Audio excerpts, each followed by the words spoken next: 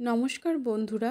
বাগেশ্বর ধামের যে গুরুজি শ্রী শ্রী ধীরেন্দ্র কিশোর শাস্ত্রী মহাশয় আমাদের জীবনকে প্রত্যেকটা মুহূর্তে আমাদের জীবনকে সমৃদ্ধ করার জন্য এবং আমাদের জীবনের পথটা যেন শান্তিময় করে তোলার জন্য প্রত্যেকটা মুহূর্ত কাজ করছেন। তো চলুন যে আজকের যে কোন জায়গায় জল রাখলে আমাদের জীবনটা খুবই ভালো হবে, তো জেনে নেওয়া যাক। তিনি আমাদের সকলের জীবনকে সুখ শান্তিতে পূর্ণ করার জন্য অনেক প্রতিকার বলেন, যার মধ্যে একটি হলো প্রত্যেক মহিলারা রাতে ঘুমাতে যাওয়ার আগে এই স্থানে এক পাত্র জল অবশ্যই রাখতে হবে, যাতে জীবন সুখী হয়, রোগ ব্যাধি দূর হয় এবং জীবনে আসা কষ্ট চিরতরে দূর হয়।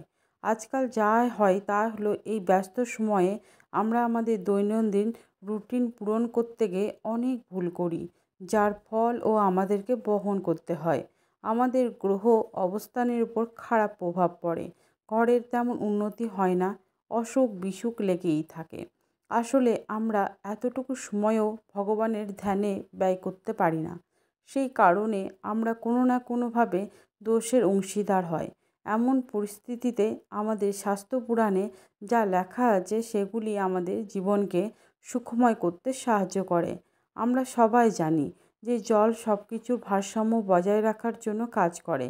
এমনটা বিশ্বাস করা হয় যে ঘরে বাস্তুদোষ হোক বা পিতৃদোষ হোক বা যে কোনো কারণে আপনি সমস্যায় পড়েন, তাহলে দুটি জায়গার কথা বলবো।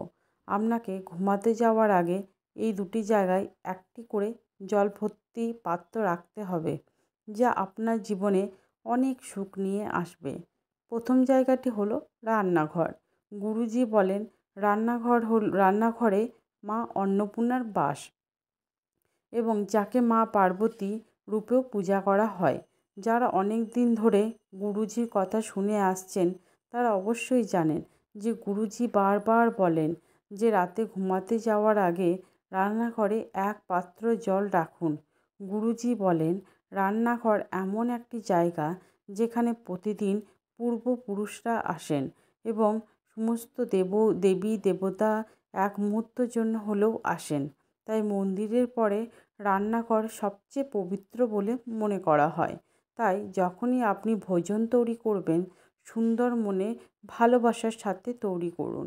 এমনটি মনে করুন যেন ভগবানের জন্য ভোগ তৈরি করছেন। বলা হয় যে মন দিয়ে ভোজন তৈরি করবেন, সেই ভোজন গ্রহণ করা ব্যক্তির মনও সেইভাবেই থাকবে।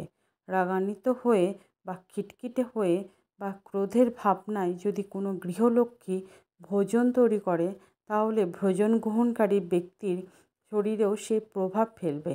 তাই যখনই ভোজন তৈরি করবেন শ্রদ্ধার সাথে এবং ভগবানের প্রসাদ তৈরি করছেন এমন মনোভাবের সাথে ভোজন তৈরি করুন। দেখবেন পরিবারের কখনোই দুঃখ কষ্ট এবং রোগ ব্যাধি আসবে না। আমরা কথা বলেছিলাম যে এক পাত্র জলের ব্যাপারে। সবসময় ঘুমাতে যাওয়ার আগে রান্নাঘর পরিষ্কার করতে হবে। তারপর আপনার কাছে যেমন পাত্র থাক, সে আপনার ছোট বালতি হোক বা ঘটি, যে কোনো পাত্র, তাতে শুদ্ধ জল ভর্তি করতে হবে। তারপর তাতে ঢাকনা দিতে হবে এবং রান্নাঘরে রেখে দিতে হবে। সকালে ঘুম থেকে উঠে এই জল ঘরের প্রধান দরজায় ছিটিয়ে দিতে হবে। রান্নাঘর ছাড়াও গুরুজি আপনাদের সবাইকে আরও এক জায়গার কথা জল ভর্তি পাত্রর কথা রাখতে বলেছেন। সেটি হলো ঘরের মন্দিরে। ঘরের মন্দিরে বছরের পর বছর ধরে দেবী দেবতারা হলো ঘরের সেখানে এসে বাস করছেন। দেবদেবীরা তাদের তাদের রূপে আমাদের আশীর্বাদ করেন। আপনাকে প্রতিদিন সকালে পুজো করার পর একটি ছোট্ট পাত্রে জল ভরে রাখতে হবে। মন্দির যদি বড় হয় তবে বড় কলসে রাখতে পারেন, না হলে ছোট কলস হলেও চলবে, ঘটি হলেও হবে। এমনকি একটি গ্লাসেও জল ভর্তি করে রাখতে পারেন। আপনি চাইলে কলসের ভেতরে তুলসী পাতা রাখতে পারেন, এটি শ্রেষ্ঠ বলে মনে করা হয়। এবং এরপর আপনি যখন সন্ধ্যায় মন্দিরে যাবেন, তখন সেই পবিত্র জল প্রধান দরজা সহ পুরো ঘরে ছড়িয়ে দিন। তারপর সন্ধ্যা প্রদীপ জ্বালান। এতে করে ঘরে সমস্ত বাস্তুদোষ দূর হয় এবং পিতৃদোষ এবং ঘরের অন্যান্য দোষ ত্রুটি সহ নেতিবাচক শক্তি দূর হয়ে যায়। সন্ধ্যা প্রদীপ জ্বালানোর পর আবারও এক পাত্র জল ভরে মন্দিরে এভাবে রেখে দিন। সকালে ঘুম থেকে উঠে মন্দিরে রাখা জল এবং রান্নাঘরে রাখা জল একসাথে মিশিয়ে প্রধান দরজায় ছিটিয়ে দিন। বাকি বেঁচে যাওয়া জল পুকুরে বা কোনো গাছে দিয়ে দিন। এভাবে আপনাকে দিনের পর দিন করে যেতে হবে। তবে মনে রাখবেন, এই জল বাথরুম বা ইত্যাদিতে দেওয়া উচিত নয়।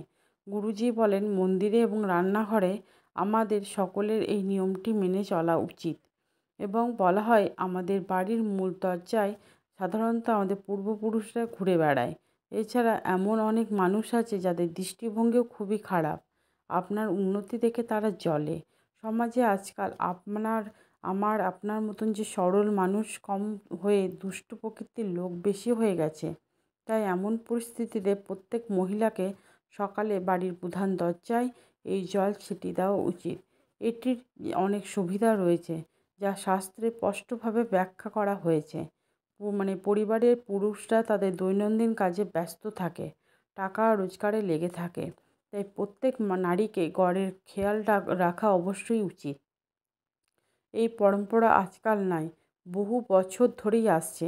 প্রধান দরজায় জল ছিটিয়ে দেওয়া, উঠোনে লেপ দেওয়া, উঠোন পুজো, উঠোন প্রদীপ জ্বালিয়ে রাখার রীতি অনেক বছর ধরে চলে আসছিল, কিন্তু এখন চিরস্থায়ী পাকা বাড়িতে পরিণত হয়েছে।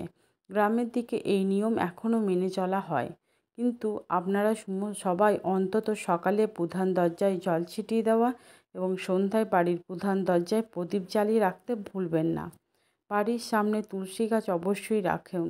মনে করা হয় যে কাল সেই ঘরে প্রবেশ করতে পারে না। সেই বাড়ির প্রধান দরজায় জ্বলন্ত প্রদীপ, ঘরের সামনে তুলসী গাছ এবং প্রধান দরজায় সর্বদা পবিত্র জল ছিটিয়ে দেওয়া হয়। বলা হয়, কোনো বিশেষ প্রতিকার এবং পূজাপাঠ ও আরাধনা না করতে পারলেও এই সহজ কাজ অনুযায়ী করলে সেই ঘরের উন্নতি কেউ আটকাতে পারবে না। বাড়ির রান্নাঘরে মা অন্নপূর্ণার ছবি লাগানো খুব শুভ বলে মনে করা হয়। আপনি দেখে থাকবেন, অনেক বাড়িতে টাকা কম থাকলেও সেই টাকা পুরোপুরি সঠিক পথে খরচ হয়। দুর্ঘটনা, বিপদ বা ওষুধে খরচ হয় না। সেই টাকা ভালো ভালো কাজেই খরচ হয়। আবার অনেক বাড়িতে চারদিক থেকে টাকা আসে, ইনকাম করার লোকও অনেক, কিন্তু অনেক ঈর্ষার কুনজর লেগে থাকে, যার ফলে দুঃখ, কষ্ট এবং রোগ ব্যাধিতে টাকা খরচ হয়ে যায়। অনেক ছোট ছোট নিয়ম রয়েছে যা মানা হয় না। আধুনিকতার দূরত্বে আমরা সেগুলিও ভুলে যাচ্ছি। তাই আজ থেকে এই নিয়মগুলি মেনে চলুন। বাড়িতে 2 জায়গায় এক পাত্র জল রাখুন এবং সঠিকভাবে ব্যবহার করুন। জীবন সুখময় হবে, ধন সম্পদ বৃদ্ধি পাবে। কোনো না কোনোভাবে আপনি যদি কোনো ধরনের দুঃখ বা অসুস্থতায় ভুগে থাকেন এবং যদি ঘরে বাস্তুদোষ, পিতৃদোষ ইত্যাদি আপনাকে কষ্ট দেয়, তাহলে আপনি সব কিছু থেকেই মুক্তি পাবেন এবং মন শান্ত থাকবে এবং পরিবারের ইতিবাচক শক্তিতে পূর্ণ হবে। বন্ধুরা, যদি এই ভিডিওটা যদি উপকারী হয়, তাহলে অনুগ্রহ করে লাইক করুন এবং বন্ধুদের মধ্যে শেয়ার করুন এবং কিছু জানতে চাইলে অবশ্যই কিন্তু কমেন্টে জানাবেন। তো আজকে ভিডিওটা এখানেই শেষ করছি। সবাই ভালো থাকবেন, সুস্থ থাকবেন। আবার নতুন ভিডিও নিয়ে আপনাদের কাছে হাজির হয়ে যাব। তো সবাই ভালো থাকবেন, সুস্থ থাকবেন। Bye bye.